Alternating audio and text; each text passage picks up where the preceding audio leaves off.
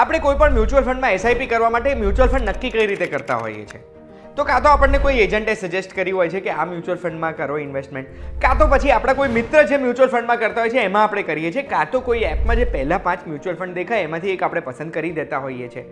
પણ એ રીત ખોટી છે. આપણે એ મ્યુચ્યુઅલ ફંડે અત્યાર સુધી કેટલા રિટર્ન આપ્યા છે એ ચેક કરવું પડે. એના સિવાય બીજી પણ ઘણી બધી બાબતોનું ધ્યાન રાખવું પડે. અને એટલે જ જો તમે જાણવા માંગતા હોય કે કઈ રીતે આપણે તરત જ આપણા ફોનમાં ચેક કરી શકીએ કે કયા મ્યુચ્યુઅલ ફંડે બેસ્ટ રિટર્ન આપ્યું છે છેલ્લા 5 વર્ષમાં, તો એના માટે ધ્યાનથી સાંભળજો. હું તમને એક વાત કહું.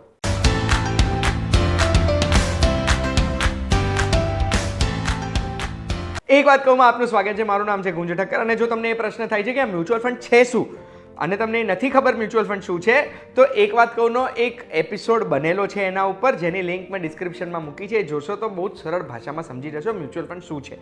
હવે આપણે મ્યુચ્યુઅલ ફંડના રિટર્ન જોવા છે. છેલ્લા 5 વર્ષોમાં બેસ્ટ મ્યુચ્યુઅલ ફંડ કયો છે ને એને બેસ્ટ રિટર્ન કયા આપ્યા છે એ કેવી રીતે આપણે જોઈ શકીએ? તો એના માટે આપણે association of mutual fund in ઇન્ડિયાની વેબસાઇટ જોવાની છે. Association of mutual fund in India એક એવું ઓર્ગેનાઇઝેશન છે જેમનું કામ છે કે મ્યુચ્યુઅલ ફંડ પ્રોપર કાયદાના પાલનો કરે, એના સિવાય લોકો સુધી એની માહિતી પહોંચાડવી અને બધા ફંડ હાઉસનું પણ ધ્યાન રાખવું. બેસિકલી જે આપણે પેલી એડ જોઈ છે ને, મ્યુચ્યુઅલ ફંડ સહી હે, એ એડ પછી છેલ્લે તમે જોશો ને તો એએમએફઆઈનો લોગો તમને દેખાશે. આ એએમએફઆઈ જ પ્રમોટ કરે છે મ્યુચ્યુઅલ ફંડ્સને. તો એએમએફઆઈની વેબસાઇટ ઉપર આપણને ડેટા જે મળે છે એ પ્રોપર ઓથેન્ટિક ડેટા છે એ આપણે માની શકીએ. હવે મેં છે ને ડિસ્ક્રિપ્શનમાં એક લિંક મૂકી છે. એ લિંક ઉપર તમે ક્લિક કરશો ને તો તમે અત્યાર સુધી અલગ અલગ ફંડે કેવા રિટર્ન આપ્યા છે ને એ વેબસાઇટ ઉપર જઈને જોઈ શકશો. પણ એ વેબસાઇટ ઉપર આપણે શું સિલેક્ટ કરવાનું ને એ પણ હું તમને સમજાવવા માંગુ છું. સૌથી પહેલાં વેબસાઇટ આવી દેખાશે. હું તમને કમ્પ્યુટરમાં દેખાડું છું. એમાં સૌથી ડાબી બાજુ આપણે સિલેક્ટ કરવાનું છે ઓપન એન્ડેડ કે ક્લોઝડ એન્ડેડ. એનો મતલબ છે કે ફંડ ઓપન એન્ડેડ છે કે ક્લોઝડ એન્ડેડ, તમારે કેવા ફંડમાં જવું છે. ઓપન એન્ડેડ એટલે તમે ક્યારે બી પૈસા નાખી શકો, ક્યારે બી પૈસા કાઢી શકો. ક્લોઝડ એન્ડેડ એનો મતલબ છે કે એમાં કોઈ નિયમો છે. કાં તો એનએફઓ હોય ત્યારે જ પૈસા નાખી શકો, કાં તો એક્ઝિટ કરવા માટેના કોઈ નિયમો હોય. બેસિકલી નિયમવાળો છે કે આ ટાઈમે જ તમે પૈસા રોકી શકો, આ ટાઈમે કાઢી શકો, એ સિલેક્ટ કરવાનું. આપણે ઓપન એન્ડેડ રહેવા દીધું. પછી ફંડની ટાઈપ સિલેક્ટ કરવાની છે, ડેટ, હાઇબ્રિડ, ઇક્વિટી.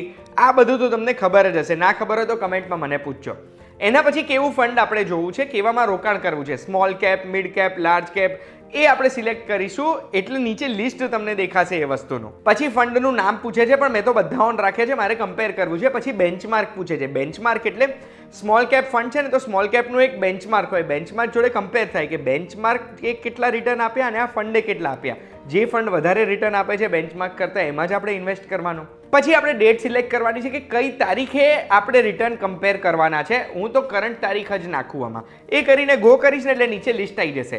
લિસ્ટમાં આપણને નેમમાં ફંડનું નામ દેખાય છે. પછી બેન્ચમાર્ક છે. બેન્ચમાર્ક એટલે શેની સાથે આ કમ્પેર થઈ રહ્યું છે, કે જે સ્મોલ કેપ છે તો સ્મોલ કેપના જે 250 ફંડ્સ છે એને કેટલું રિટર્ન આપ્યું અને આ મ્યુચ્યુઅલ ફંડે કેટલું આપ્યું ને એ આપણે કમ્પેર કરી શકીએ. અને જે મ્યુચ્યુઅલ ફંડ બેન્ચમાર્ક કરતાં વધારે રિટર્ન આપતું હોય એમાં જ રોકાણ કરાય ને. કારણ કે મ્યુચ્યુઅલ ફંડમાં આપણે ખર્ચો કરતા હોય છે, જે મ્યુચ્યુઅલ ફંડ ચલાવે છે જે હાઉસ, એને આપણે એક પેમેન્ટ આપતા હોઈએ છીએ. તો એ જે બધા પૈસા આપણા જઈ રહ્યા છે, અગર આપણા બેન્ચમાર્ક કરતાં આપણે વધારે રિટર્ન નથી મેળવતા તો એના કરતાં બેન્ચમાર્કમાં જ ઇન્વેસ્ટ કરી દઈએ. એમાં કોઈ એક્સપેન્સીસ હોતા જ નથી. પછી આપણને ફંડની એનએવી દેખાય છે. પછી સૌથી ઇમ્પોર્ટન્ટ એરિયા 5 યર્સ આપણને દેખાય છે કે રિટર્ન કેટલું થયું છે. આમાં જે એરો કી છે ને, એરો કી ઉપર આપણે ક્લિક કરીશું ને એટલે આપણને દેખાશે કે લોએસ્ટથી હાઈએસ્ટ જશે અને હાઈએસ્ટથી લોએસ્ટ આવશે. એટલે હાઈએસ્ટ રિટર્ન જે મળ્યું છે છેલ્લા 5 વર્ષમાં કયા ફંડને આપણને દેખાય છે. એક વસ્તુ યાદ રાખવાની છે કે જૂના રિટર્ન જરૂરી નથી કે આગળ બી એ મળતા રહે. ઘણા ફંડ એવા હોય છે જે બુલ માર્કેટમાં સારું કામ કરે, ઘણા ફંડ એવા હોય છે જે બેર માર્કેટમાં સારું કામ કરે. એટલે એ આપણે પ્રોપર સમજણથી આગળ વધવાનું છે. હવે અહીંયા છે ને રેગ્યુલર અને ડાયરેક્ટ બે રિટર્ન્સ દેખાડે છે. રેગ્યુલર એટલે એવા ફંડ જે કોઈ ડિસ્ટ્રીબ્યુટરે કે એજન્ટે આપણને આપે છે, જેમાં એમનું કમિશન છે.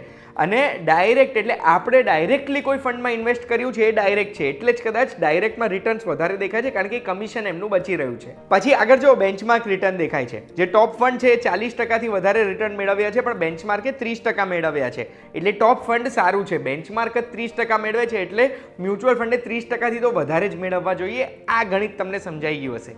છેલ્લે જે AUM લખ્યું છે એનો મતલબ કે અસેટ્સ અંડર મેનેજમેન્ટ. આ ફંડ પાસે કેટલા પૈસા છે મેનેજમેન્ટમાં એ આપણને દેખાય ને. જેટલા વધારે પૈસા એનાથી ખબર પડે કે લોકો આને ટ્રસ્ટ કરે છે. ડિસ્ક્રિપ્શનમાં એક લિંક છે જેનાથી આ રીતે તમે છેલ્લા 5 વર્ષના રિટર્ન કમ્પેર કરી શકશો. પણ ફક્ત રિટર્નથી ફંડ સિલેક્ટ નહીં કરવાનો. ફંડ સિલેક્ટ કરવા માટે બીજા બી ઘણી બધી વસ્તુઓ ચેક કરવાની હોય છે, જેના ઉપર એક વાત કહું, એક વિડીયો ઓલરેડી બની ગયો છે. એ વિડીયોની લિંક પણ ડિસ્ક્રિપ્શનમાં મૂકી છે. એ વિડીયો જોઈને તમે વધુ માહિતી મેળવી શકશો.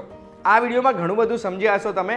અગર આવી રીતે જ કંઈક નવું જાણવું છે તો એના માટે એક વાત કહું, જોતા રહેજો. આપણે ફરી મળીશું.